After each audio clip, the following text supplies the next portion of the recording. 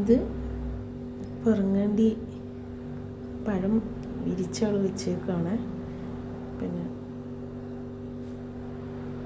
പെറുക്കിക്കൊണ്ട് വന്നിട്ട് മൊബൈൽ കത്തിപ്പോണം. തീ അവൾ ആക്കിയിട്ടുണ്ട്.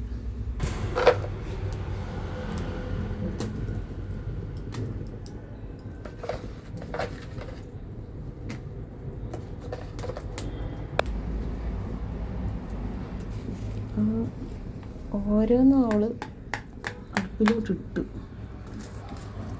ഇറക്കിയിട്ടിട്ടുണ്ട്. ഇവിടെ കിടപ്പുണ്ട്, തീക്കകത്തിട്ടേക്കാണത്. ചിലപ്പോഴത് കരിഞ്ഞു പോകാൻ സാധ്യതയുണ്ട്. എന്ന് പറഞ്ഞാൽ ഒരു തൊണ്ട കീറി തീ അങ്ങ് പിടിച്ച് അത് കരിയാതെ കിട്ടിയ ഭാഗ്യം ഉണ്ടെങ്കിൽ കാണിക്കാം.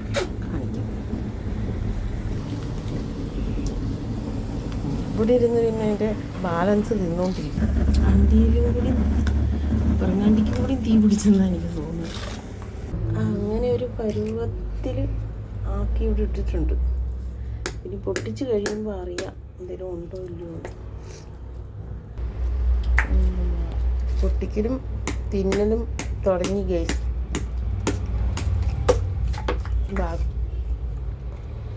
ഇനി ഉണ്ടാവുമോ എന്നറിയത്തില്ല. നമ്മുടെ പെറുങ്ങേണ്ടി പെറുക്കിക്കൊണ്ട് വന്നിട്ട് ഇത് പെറുങ്ങേണ്ടി മഞ്ഞയുണ്ട്, ചുവന്നു. അതിൻ്റെ നല്ല വലിപ്പമുള്ള പെറുങ്ങേണ്ടിയാണ് അത്. കണ്ടില്ലേ?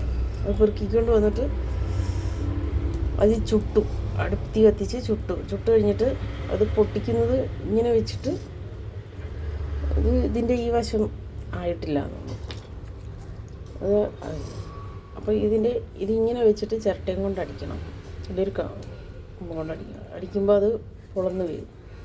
പൊളന്ന് ഇത് ഇവള് അടിക്കുന്നത് ഇങ്ങനെ മടത്തി വെച്ചിട്ടാണ് അടിക്കുക. അങ്ങനല്ല അടിക്കേണ്ടത്. അത് ഇങ്ങനെ വെച്ചിട്ട് അപ്പുറം ഇപ്പുറം കൂടി ചിരട്ടയും കൊണ്ട് അടിക്കുമ്പോൾ അത് പൊളന്ന് വരും. അപ്പോൾ പെറുങ്ങാണ്ടി വരും. ഈ പെറുങ്ങാണ്ടിയാണ് ശുദ്ധമായ പെറുങ്ങാണ്ടി. നമ്മൾ വിഷമൊന്നും ഇടാതെ പിന്നെ ഒരു കെമിക്കലും ചേർക്കാതെ ശുദ്ധമായ പെറുങ്ങാണ്ടിയാണിത്. അത് അവൾ കരിയൊക്കെ ആക്കിയിട്ടുണ്ട് അടിച്ചടിച്ച്. ഇനിയുണ്ട്, അടിക്കാനുണ്ടെന്ന് തോന്നുന്നു. പിന്നെ പരിപ്പ് തിന്നുക, ബാക്കി അതിനൊരു തോലുണ്ട്, അത് പൊളിക്കാൻ പറ്റാത്തത് അതിനകത്ത് ഇടുക. അപ്പോൾ ഇതൊക്കെയാണ് പരിപാടി. കണ്ടില്ല, കൈ മൊത്തം കറയാക്കി.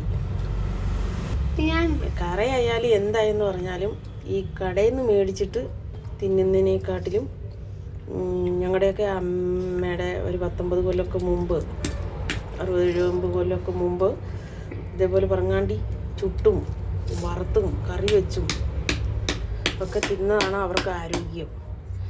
അപ്പം കടയിൽ നിന്ന് മേടിച്ചത് വിഷമുള്ള സാധനങ്ങൾ തിന്നാതെ ഇങ്ങനെ നമ്മൾ ചുട്ട് തല്ലി ഇങ്ങനെ പരിപ്പെടുത്ത് വിഷമില്ലാതെ തിന്നാൻ പറ്റും.